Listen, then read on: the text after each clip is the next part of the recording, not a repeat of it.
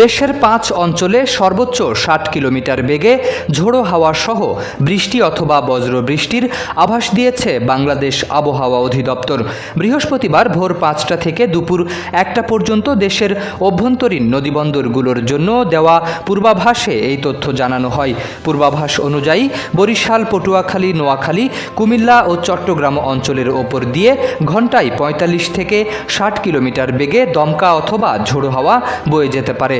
একই সঙ্গে এসব এলাকায় হতে পারে বৃষ্টি অথবা বজ্রসহ বৃষ্টি। এ কারণে সংশ্লিষ্ট নদীবন্দরগুলোকে 1 নম্বর সতর্কতার সংকেত দেখাতে বলা হয়েছে।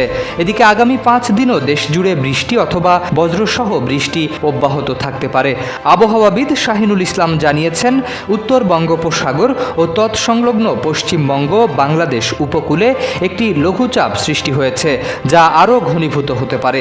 পাশাপাশি মৌসুমী বায়ুর অক্ষের বর্ধিতাংশ ভারতের রাজস্থান, মধ্যপ্রদেশ, উত্তরপ্রদেশ, বিহার, গাঙ্গেয় পশ্চিমবঙ্গ, লঘুচাপের কেন্দ্রস্থল এবং বাংলাদেশের দক্ষিণাঞ্চল হয়ে আসাম পর্যন্ত বিস্তৃত রয়েছে।